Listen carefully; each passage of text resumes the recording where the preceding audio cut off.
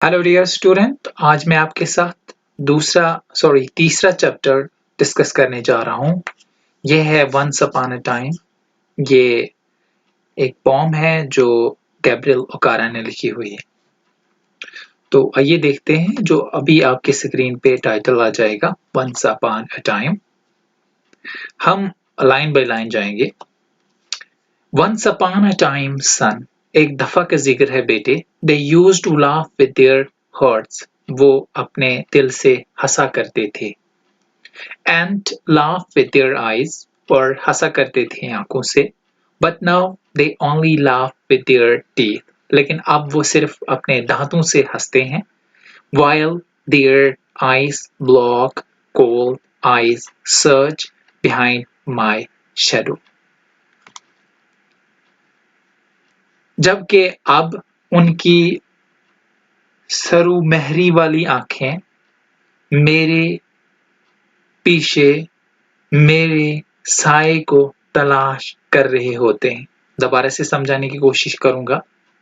यहाँ पे इस टेक्स्ट में वो ये बोलता है, या इस मिसरे में वो ये बोलता है, इस स्टैंजा में वो ये बोलता है कि एक दफा का जिक्र था बेटा, वो हंसा करते थे दिल से और आंखों से, लेकिन अब वो दांतों से हंसते हैं।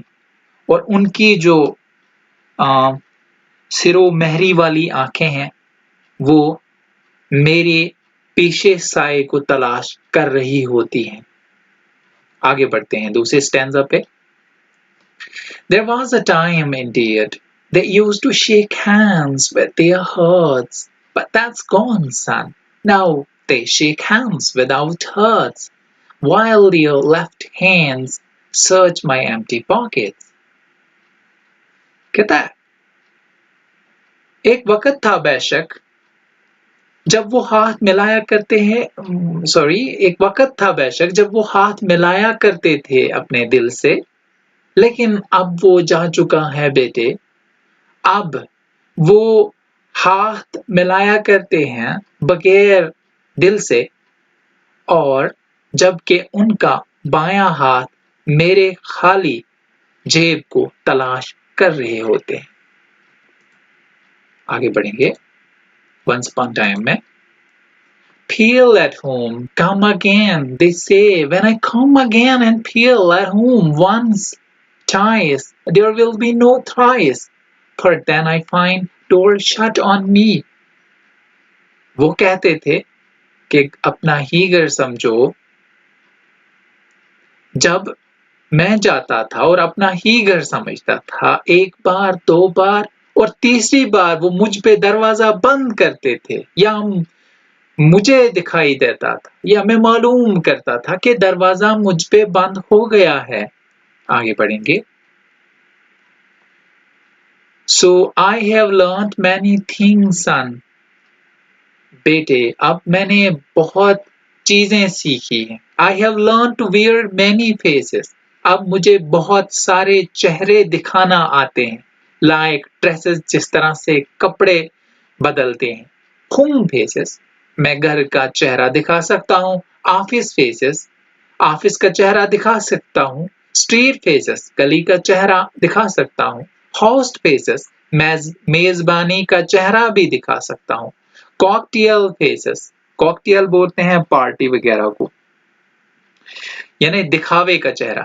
तो मैं दिखावे का चेहरा भी दिखा सकता हूँ। With all their forming smiles, forming बोलते हैं एक जैसी, तो एक जैसी मुस्कुराहट के साथ। Like a fix portrait smile, ऐसा लगता है कि ये एक ही जगह पे खड़ी हुई जो है वो तस्वीर की तरह स्माइल है। पोर्ट्रेट मीन्स तस्वीर। आगे बोलते हैं, चलते हैं, sorry. And I have learned to laugh with only my teeth. मैंने ये भी सीखा है कि अपने दांतों से हंसना। And shake hand without hurt, और सीखा है बगैर दिल के हाथ मिलाना। I have also learned to goodbye. मैंने ये भी सीखा है खुदा हाफिज कहना। When I mean good riddance, जब मेरा मतलब होता है कि खलासी हो गई। टू से ग्लैड टू मीट यू, और ये कहना कि अच्छा लगा आपसे मिलकर, विदाउट बीइंग ग्लैड, जबकि मुझे अच्छा नहीं लगता है। टू से इट्स बीइंग नाइस, आपसे बात करके अच्छा लगा। आफ्टर बीइंग बोर्ड, जब मैं बोर हो जाता हूँ।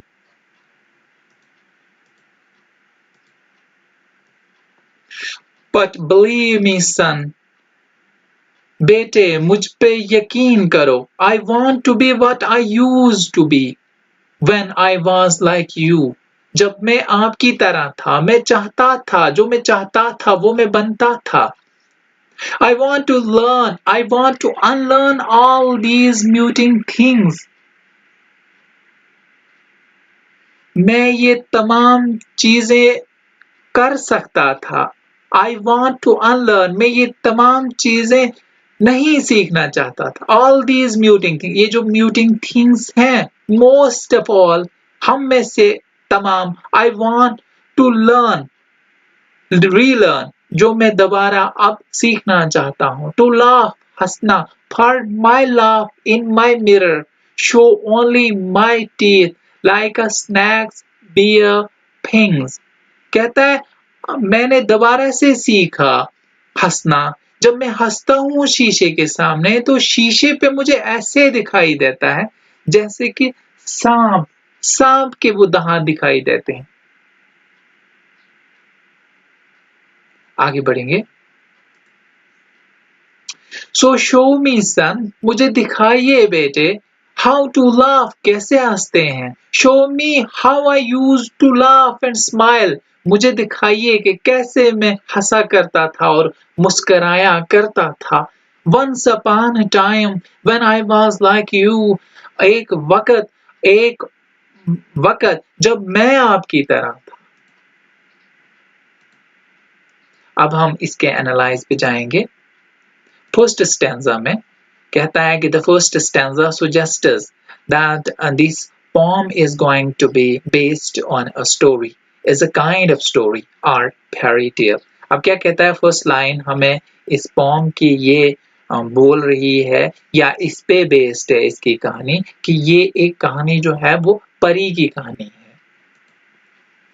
The speaker is addressing his son, यहाँ पे अपना पोइट अपने बच्चे को जो है वो खिताब कर रहा होता है। So this could well be a father, और ये एक बाप होता है। बिगिनिंग टू एक्सप्लेन, जो स्टार्टिंग में बयान करता है how thing used to be, कि पहले चीजें कैसे हुआ करती थी। How people they used to laugh with their hearts and eyes, तो पहले लोग कैसे हंसा करते थे। जो है बैक इन पास्ट, जो पेशे गुजरे हुए जमाने की बात कर रहा होता है।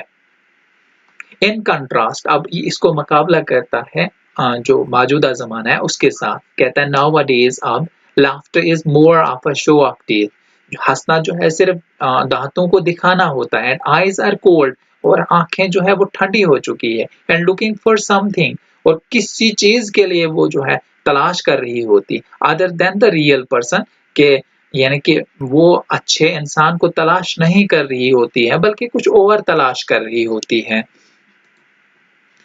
So already the present is being judged by the past, पहले ही present को past से जो है वो जांचा गया है। And from what we we can gather from these first 6 line, यानी कि हम इन 6 लाइनों से हमने क्या हासिल किया। The speaker prefers the attitude of a people from the past, वो यहाँ पे ये कंपैरिजन करवा रहा है पास्ट लोगों का जो एटीट्यूड था, जो रवैया था, वो प्रेजेंट के साथ। And this is the feeling that negative जो है, this is the feeling that negative change is here, यहाँ पे जो है ये फीलिंग है कि अब लोग जो है वो मनफी हो गए हैं, पहले मस्बत थे अब वो मनफी हो चुके हैं।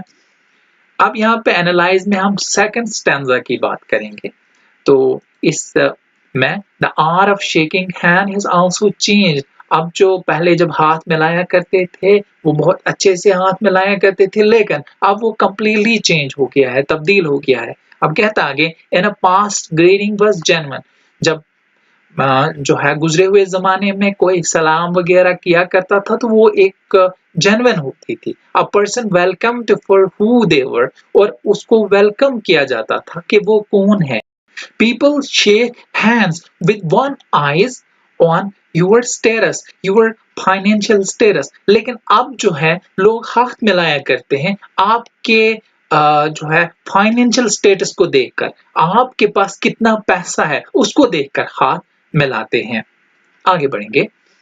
People are no longer genuinely warm toward others. लेकिन लोगों के साथ जो है वो जेन्युइन नहीं है। People are on the make wanting to get something from you. लेकिन लोग आज आपसे कुछ चाहते हैं। अगर आप लोगों को कुछ तो होगे तो वो आपसे हाथ मिलाएंगे। आगे बढ़ेंगे स्टैंजा थर्ड में। People invite you around to their homes, making out as if you are important to them. But if you don't measure up socially, or your status isn't quite right, you are not inviting again. लोग आपको invite करते हैं घरों में, लेकिन अगर आप important उनके लिए हो या आपका कोई सोशल स्टेटस है, अगर आपका कोई सोशल स्टेटस नहीं है, फिर वो आपको दोबारा से इनवाइट नहीं करेंगे या नहीं करते हैं। The alienation continue. यहाँ पे जो ब्लेम है वो जो है जारी है। People nowadays are artificial. लेकिन यहाँ पे लोग जो है वो मसनवी है एंड फिकल, और बहुत खराब है। Because of the change in culture, क्योंकि अब सोसाइटी में या कल्चर में तब्दीली आ चुकी है। एनालिसिस में हम पढ़ेंगे आगे फोर्थ स्टैंजा में। फोर्थ स्टैंजा में क्या कहता है? The first three stanza outline the speaker's perceptions of changing cultures and attitudes, values in the country. पहले तीन स्टैंजा में हमने देखा कि जो स्पीकर या जो पॉइंट की सोच है वो है कि सोसाइटी में कल्चर चेंज हो चुका है, उसका एटीट्यूड चेंज हो चुका है और उसकी वैल्यू भी चेंज हो चुकी है। आगे हम पढ़ेंगे The fourth stanza describe how the speaker himself had to change. यहाँ fourth stanza में speaker अपने आप को भी ये बोलता है कि मैंने अपने आप को change किया है and learn in order to comply, और इस हद को पार करने के लिए मैंने भी अपने आप को change किया और सीखा। He uses a comparison faces to dresses. उसने अपने आप को जो है वो कंपैरिजन करवाया, उसकी मुशाबत करवाई जो है ड्रेसेस के साथ। टू हाईलाइट द वेरियस पर्सनेस, तो यहाँ पे जो है वेरियस पर्सनेस जो है हाईलाइट होती है। ही टुक ऑन, जो उसने लिए, ऑल द वाइल स्माइलिंग, जब वो स्माइल कर रहा होता है तो ये जो उसने फेसेस जो है बनाए हुए हैं वो उसने सीखा है कि लोग कैसे आजकल के दौर में जो है चेहरे दिखाते हैं। आगे हम बढ़ेंगे। The repeated use of face affixed to a various places and situation is highly usual. उसके कहने का यहाँ पे जब फोर्थ स्टैंजा में वो बोलता है कि जैसे एग्जाम्पल के तौर पर उसने ये यहाँ पे बोला है, एग्जाम्पल आपको दिखाना जरूरी है यहाँ पे। तो उसने कहा है कि cocktail face, office street face, house face और ऑफिस फेस। तो ये जो अफेक्स्ट है बहुत सारी प्लेसेस में उसका चेहरा दिखाना, तो वो एक हाईली विजुअल सिचुएशन है जिसमें वो लोगों को दिखाना चाहता है कि कौन सा चेहरा कहां पे जरूरी होता है। आगे हम बढ़ेंगे फिफ्थ स्टैंजा में। He also has become adept at the heartless handshake. वो अब बहुत माहिर बन चुका है कि बगैर दिल के हाथ मिलाना, and hollow toothy smile, और एक खोखली सी मुस्कुराहट। Plus he knows how to deceive people with his farewell, और वो ये भी जानता है कि मीठे बोल से लोगों को कैसे धोखा दिया जा सकता है। And welcome, और उनकी खुशामद की जाती है। And false politeness, और एक झूठी जो है वो शाइस्तगी से वो लोगों को कैसे धोखा दे सकता है। आगे हम पढ़ेंगे Basically, he is saying that he has become an integral part of this new culture. अब कहता है कि वो इस नए कल्चर का एक हिस्सा बन गया है। वो कह रहा है it's been quite an education for him. तो ये भी एक तालीम है उसके लिए। आगे हम पढ़ेंगे वंस अपॉन टाइम के एनालिसिस में 6th स्टैंजा है ये। But he is not happy being a conformist. लेकिन वो यहाँ पे हैप्पी नहीं है। ये जो उसने सीखा हुआ है, जो उसने ये यकसानियत सीखी हुई है, कन्फर्मिस्ट का मतलब होता है यकसानियत जो सीखी हुई है उसने, वो यहाँ पे खुश नहीं है। He wants to regain a former innocence the youngster still hold।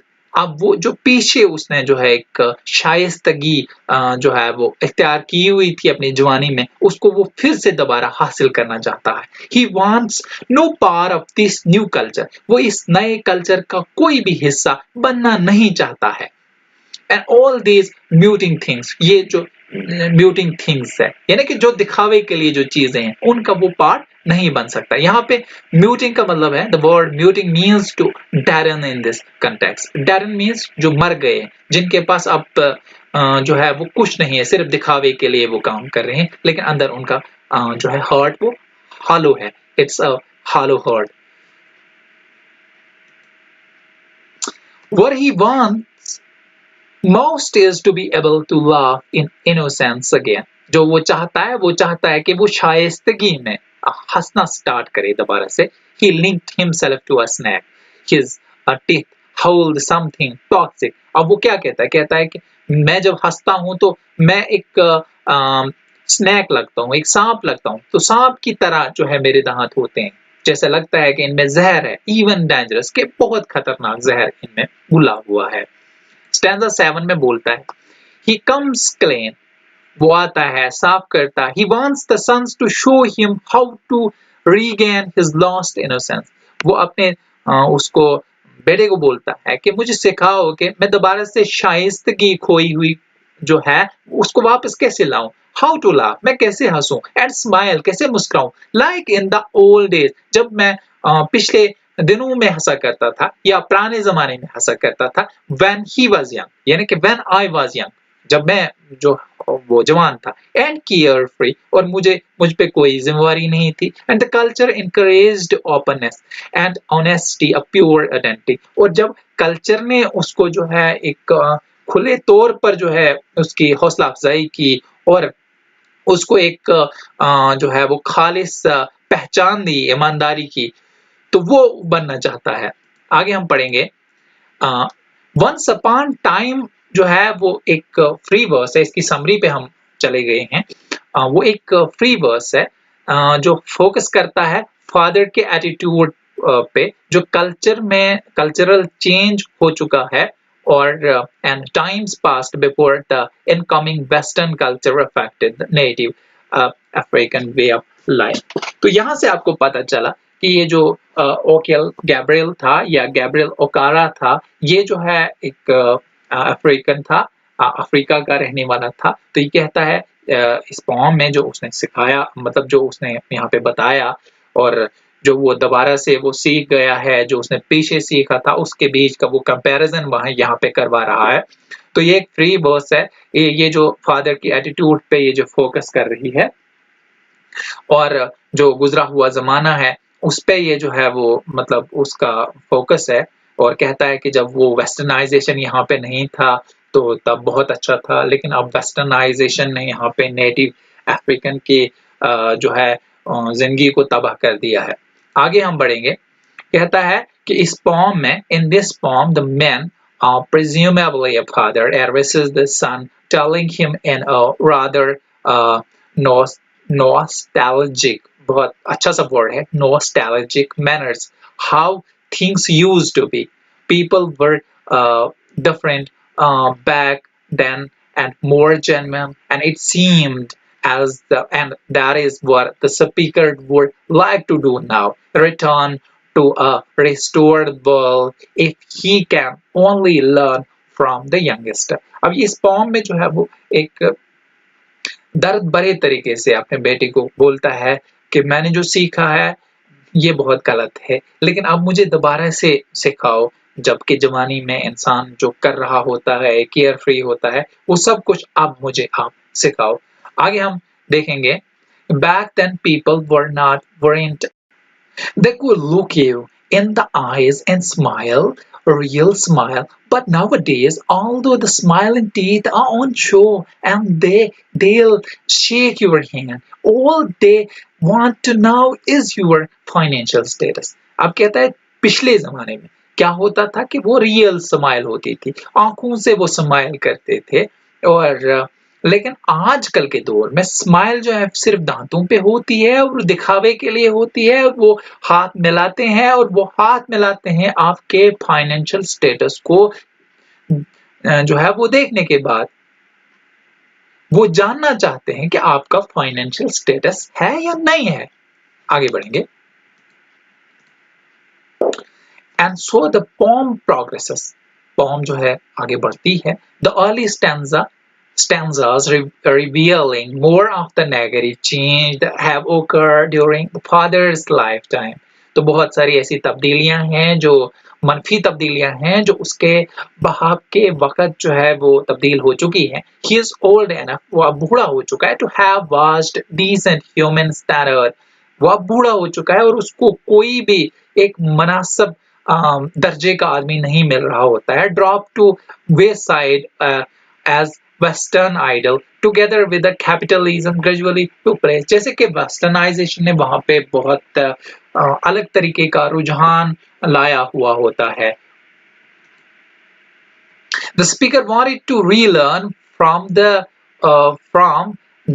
as the untrained son, लेकिन जो untrained son उसका है उसके साथ मिलकर वो दोबारा से वो चीजें सीखना चाहता है जब वो अनट्रेन था, और वो एक जो है एक शाइस्तगी का जो है अदब उसके साथ था, वही अब वो दोबारा सीखना चाहता है। हाउ टू लाफ, कैसे हंसते हैं, एंड बी जेन्युइन अगेन, और फिर मैं कैसे जेन्युइन दोबारा से हो जाऊंगा। इट्स रादर पैथेटिक प्ले, यहाँ पे हमदर्दी आ रही होती है। Coming from the adult to youngest, यानी कि एक बूढ़ेपन से जब वो उस पे मतलब एक अनमैच्योर आदमी की तरफ देखता है तो एक हमदर्द तरीके से देखता है। For what the son realistically do, कि हकीकत में उसका बेटा क्या कर रहा होता है। Can the clock B put back, क्या एक घड़ी को पीछे जो है हम ला सकते हैं, यानी कि घड़ी का टाइम हम पीछे ला सकते हैं। Can an ancient culture be retrieved from the overwhelming modern culture, जो आज कुचला हुआ जदीद दौर का कल्चर है उससे हम पुराने कल्चर को वापस ला सकते हैं।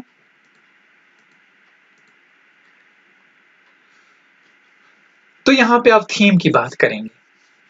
The theme are how society change, cultural shift, capitalism, value. यहाँ पे तीन हमारे पास जो है वो थीम है। पहला है सोसाइटी का चेंज होना, कैसे हुई।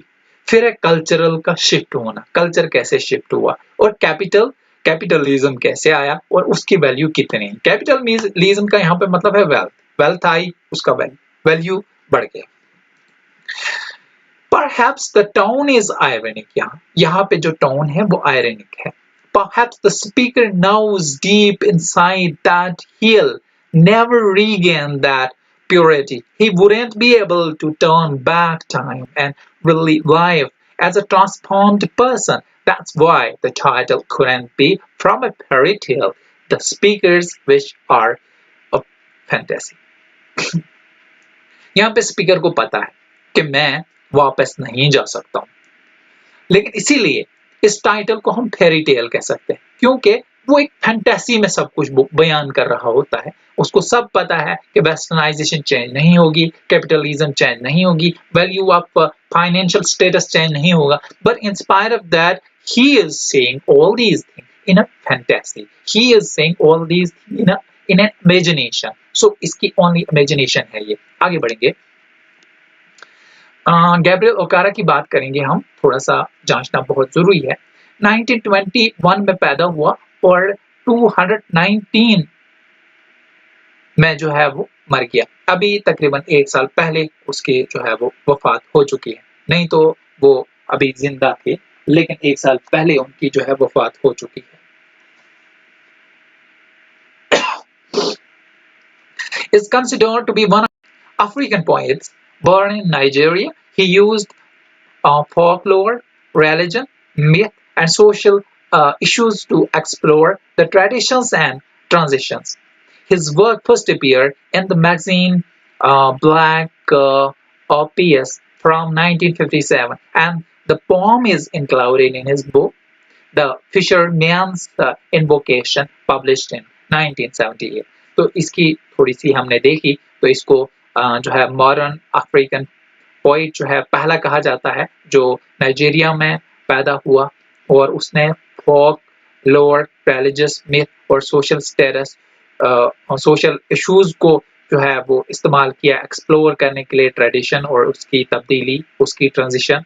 और उसका पहला जो वर्क था वो मैगजीन ब्लैक ओपियस में जो है अपीयर हुआ था 1957 में। और ये पोम जो है जो हम पढ़ने जा रहे हैं, ये जो है उसकी किताब जो फिशरमैन्स इन्वोकेशन है उसमें पब्लिश की गई थी 1978 में। आगे बढ़ेंगे। अब इसके लिटरेरी और पोएटिक डिवाइसेस हैं, ये काफ़ी इंपॉर्टेंट होती है। अगर आप लिटरेचर के स्टूडेंट्स हैं तो आपके लिए ये काफ़ी ज़्यादा काम करेंगे। और मैंने देखा 12th क्लास का जो इंग्लिश सब्जेक्ट है जो इसमें भी दिया हुआ है, तो इसमें ये जो है पोएटिक टेक्निक में दिया हुआ है, तो हम इनको यहाँ से डिस्कस करेंगे। बाद में हम इसके क्वेश्चंस डिस्कस करेंगे, लेकिन पहले पोएटिक टेक्निक को हम यहीं पे डिस्कस करेंगे। सबसे पहले इसमें एलिट्रेशन का इस्तेमाल हुआ है। Alliteration क्या होता है? When two or more words close together in a line begin with the same consonant, creating a different sound texture. अब क्या बोलता है? कहता है कि ये दो या दो से ज्यादा जब वर्ड एक दूसरे से मिल जाते हैं एक लाइन में, जब लाइन शुरू हो जाती है और कॉन्सोनेंट सेम होता है, तो वो एक साउंड टेक्सचर क्रिएट करते हैं और वो डिफरेंट साउंड टेक्सचर क्रिएट करते हैं, तो उसी को हम जो है एलिट्रेशन बोल सकते हैं। जैसे कि हमारे पास यहाँ पे एग्जांपल है, जैसे hands without hurts, these moving things, so show me sun when I was। तो ये जो है कॉन्सोनेंट, यानी कि ये जो है डिफरेंट टेक्सचर देते हैं सेम कॉन्सोनेंट से, तो इसको हम एलिट्रेशन बोलेंगे। आगे वाला जो हमारे पास जो पोएटिक डिवाइस है वो है एजोनेंस। एजोनेंस क्या होता है? When two or more words are close together in a line, यानी कि जब दो या दो से ज्यादा एक ही लाइन में जो है वो वर्ड क्लोज हों एक दूसरे के, एंड क्लोज मीन्स जुड़े हुए हों एक दूसरे के, and have similar sounding vowels, और उनकी एक जैसी ही वावल की साउंड हो, अगेन क्रिएटिंग डिफरेंट साउंड्स, लेकिन फिर उन साउंडिंग से जो सिमिलर साउंड होती है उनकी, उससे डिफरेंट साउंड निकलते हैं, उसको हम एजोनेंस बोलते हैं। एग्जांपल के तौर once upon a time sun like a fixed portrait smile, है ना? अब sun smile, अब you sun, sun smile you one। अब जो है ये इसके एग्जांपल्स है, जैसे like a fixed portrait smile was like you I want extra extra, इसको हम एजोनेंस बोलते हैं। आगे चलेंगे तो ये है कैसोरा। कैसोरा ये एक क्या होती है? A break in a line, जब लाइन में थोड़ा सा पाज आ जाए, रुक जाए, वेयर द रीडर पाजेस, जब जहां पे जो है वो पढ़ने वाला थोड़ा सा रुक जाए, यूजुअली थ्रू पंक्चुएशन, यहाँ पे पंक्चुएशन का इस्तेमाल होता है। जैसे एग्जांपल फील एट होम, यहाँ पे साइन ऑफ वो जो है एक्सक्लेमेशन है, come again, feel at home, रुकना, start, feel at home, come again. तो इस तरीके से, जैसे they say and when I come। तो आगे बढ़ेंगे जो है in jam band, ये दूसरा जो है पोएटिक डिवाइस है। when a line runs on to the next with no full stop or pause, जब लाइन दौड़ रही होती है, कोई पास नहीं होगा उसमें, कोई भी कामा वगैरह नहीं होगा, maintaining the sense, लेकिन उसका जो है सेंस होता है, उसका मतलब होता है। For example the two lines of this stanza हमारे पास जो है, जैसे I have learned to and I have learned to laugh with only my teeth। And shake hands without my hurt. अब देखो यहाँ पे कोई जो है बीच में पंक्चुएशन नहीं है, कोई कामा नहीं, कोई कुछ नहीं है, लेकिन मतलब पूरा निकलता है। And I have learn to, मैं भी सीख चुका हूं, to laugh with only teeth, अपने दांतों से हंसना, एंड शेक विदाउट हर्ट, और हाथ मिलाना बगैर दिल के। बढ़ेंगे स्माइल, इसको सिमली भी पढ़ते हैं, स्माइल भी पढ़ते हैं, wherever you like to read, it is up to you। दोनों अमेरिकन लैंग्वेज और अगर आप ब्रिटिश का एक्सेंट इस्तेमाल करोगे तो उसमें सिमली पढ़ा जाता है इसमें। तो आइए देखते हैं। When something is compared to different thing, जब एक चीज को दूसरी चीज से मुशाबत की जाए या दी जाए या तरजीह दी जाए, using the word like, are, as. यहाँ पे तीन वर्ड लाइक, आर और एज का इस्तेमाल होता है। एग्जाम्पल हमारे पास जैसे I have learn to wear many faces like dresses, है ना। अब यहाँ पे with all their conforming smiles like a fix portrait smile, यहाँ पे लाइक का इस्तेमाल हुआ है। Like a snake, a bear, fangs,